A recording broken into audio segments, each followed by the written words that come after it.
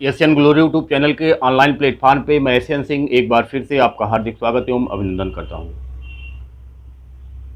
BEd second year परीक्षा की तैयारी के क्रम में हम लगातार चर्चा कर रहे हैं शिक्षण विषयों में। आज हम जिस विषय की चर्चा करेंगे वो है गणित।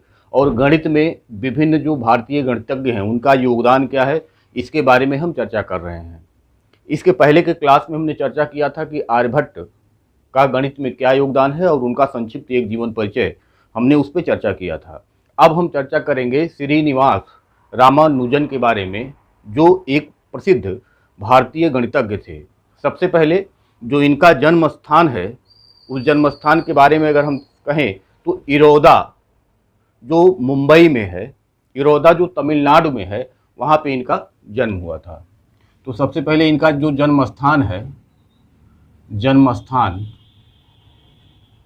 वो इरोदा, और यह तमिलनाडु में स्थित है। यह जो है वह कहाँ स्थित है? तमिलनाडु में स्थित है। तो इरोदा नामक स्थान पे श्रीनिवास रामानुजन का जन्म हुआ था। इनका जो जन्म है 22 दिसंबर 1887 ईस्वी, और इनकी जो मृत्यु है वो 26 अप्रैल 1920 ईस्वी, यानी 22 दिसंबर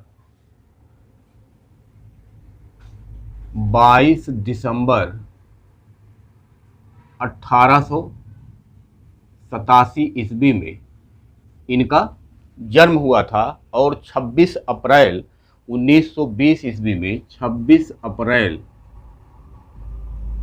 1920 ईस्वी को इनकी मृत्यु हुई।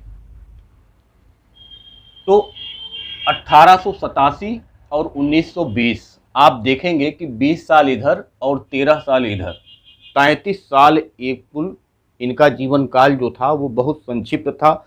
33 ईयर्स यानी 33 साल ये कुल जीवित थे। यानी ये 22 दिसंबर 1887 और 1920 से आप देखेंगे तो इनका जो जीवन काल था पूरा का पूरा वो 33 वर्ष ही केवल था, 33 ईयर्स। और इसी में इन्होंने इतनी प्रसिद्धि प्राप्त की थी कि आज हम उनको अपने किताब में, अपने गणित में के योगदान में हम उनको पढ़ रहे हैं। अगर हम इनके योगदान की चर्चा करें तो सबसे पहला योगदान जो है इनका, तो जादुई वर्गों की खोज।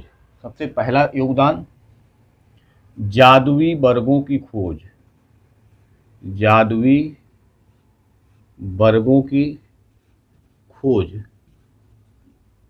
ये इन्होंने किया था कि जादुई वर्ग जो होते हैं उसके बारे में इन्होंने खोज किया था। और इसका जो दूसरा योगदान है, इन्होंने ये बताया था, जैसे एक बार इनके जो शिक्षक थे इनको पढ़ा रहे थे और वो ये समझा रहे थे कि जब किसी संख्या का उसी संख्या में भाग देते हैं तो हमको जो भागफल प्राप्त होता है वो एक प्राप्त होता है। जैसे अगर हम 3 में 3 का भाग दें तो 1 प्राप्त होता है, 5 में 5 का भाग दें तो 1 प्राप्त होता है। तो इन्होंने कहा नहीं, अगर हम 0 में 0 का भाग देंगे तो क्या यह 1 के बराबर होगा? तो इन्होंने कहा अपने शिक्षक से कि ऐसा नहीं है, 0 को अगर संख्या आप मानते हो तो 0 में 0 को का भाग देने पे कभी भी 1 नहीं आता है, बल्कि ये आता है इनफाइनाइट, यानी अनंत हो जाता है। ये इनफाइनाइट आता है यानी कि अनंत हो जाता है। इन्होंने पृथ्वी की परिधि को नापा था। पृथ्वी की परिधि को परिधि आप जानते हैं ना, पूरा जो एक चक्कर होता है किनारे किनारे किनारे, वही परिधि बोला जाता है। तो पृथ्वी की परिधि को इन्होंने नापा था, लेकिन किसके सहारे नापा था? तो भूमध्य रेखा के सापेक्ष, भूमध्य रेखा के सापेक्ष। तो इन्होंने तीसरा क्या किया था कि पृथ्वी की परिधि को इन्होंने नापा। पृथ्वी की परिधि इन्होंने बताया था कि पृथ्वी की जो परिधि है वो कितनी है। पृथ्वी की जो परिधि है वो भूमध्य रेखा के साथ, भूमध्य रेखा के सापेक्ष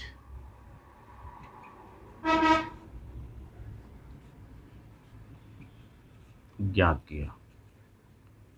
भूमध्य रेखा के सापेक्ष इन्होंने पृथ्वी का जो पूरा परिधि है उसके बारे में इन्होंने बताया था कि पृथ्वी की परिधि कितनी होती है।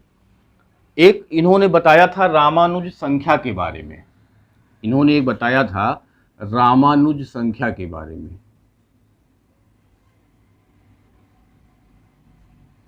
रामानुजन संख्या, और रामानुजन संख्या होता क्या है तो इसके बारे में आपको पता होगा कि ये 1729 है।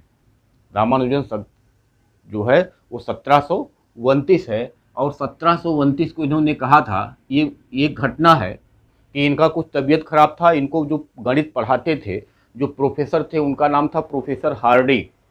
इनको जो पढ़ाते थे उनका नाम था प्रोफेसर हार्डी।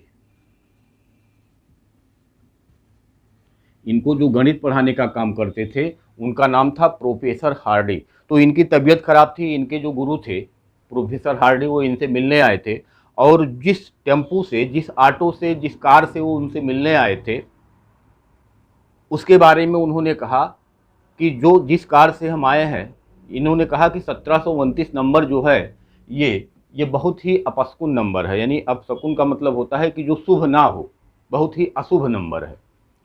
तो रामानुजन ने जवाब दिया कि ऐसा नहीं है, 1729 ही ऐसी संख्या है कि जिसको हम इस रूप में कह सकते हैं कि यह दो संख्याओं के घनों के योग से बना हुआ है। दो संख्याओं के घनों के योग से यह बना हुआ है।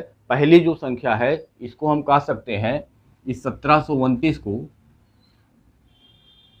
इसको कह सकते हैं 10 का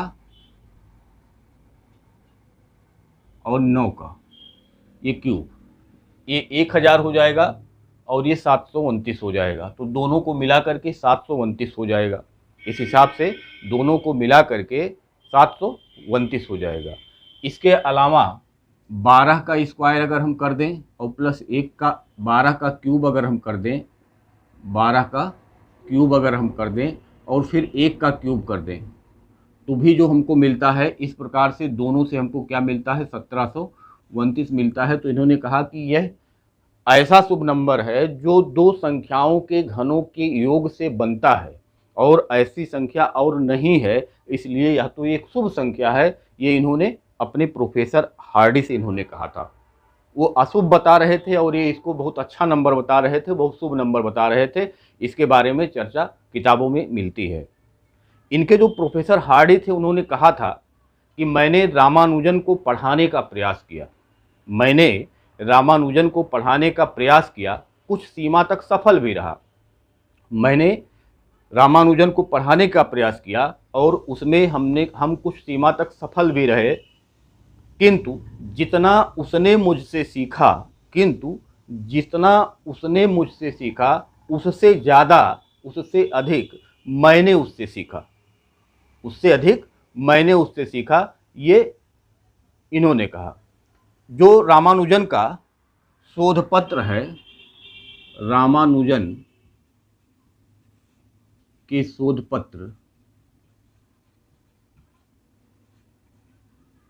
जो रामानुजन थे उनके जो शोध पत्र पब्लिश होते थे, जो शोध पत्र आते थे, उसको जो कहा जाता था कि रामानुजन डायरी, रामानुजन रामानुजन डायरी या नोटबुक, या नोटबुक।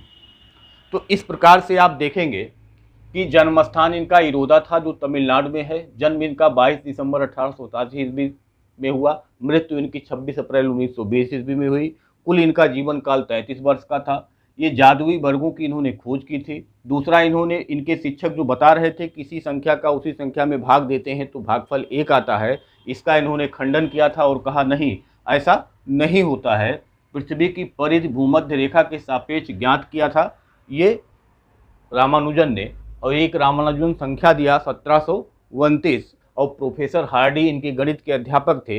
इन्होंने कहा था कि मैंने रामानुजन को पढ़ाने का प्रयास किया और उसमें कुछ सीमा तक सफल भी रहा, लेकिन रामानुजन ने हमसे जितना सीखा उससे अधिक हमने रामानुजन से सीखा, ये प्रोफेसर हार्डी ने कहा है। जैसे एक, जब जिस समय लालू यादव जो हैं वो बिहार के मुख्यमंत्री बने, तो उनको किसी कार्यक्रम में जापान जाना था। तो ये हुआ कि इनको थोड़ा सा जापानी भाषा के बारे में थोड़ा सा समझा दिया जाए, और बता दिया जाए, जिससे वहाँ पहुँचने में थोड़ा सा आसानी होगा लोगों को समझने में, क्योंकि वहाँ ट्रांसलेटर भी होता है, लेकिन थोड़ा बहुत अगर ये जानेंगे तो आसानी होगा। तो उनके लिए एक जो जापानी भाषा जानने वाला था उसकी व्यवस्था की गई, और उसने कहा कि 10 दिन में हम आपको हल्का फुल्का जापानी सिखा देंगे और फिर उसके बाद आप जाइएगा, कोई दिक्कत नहीं होगी।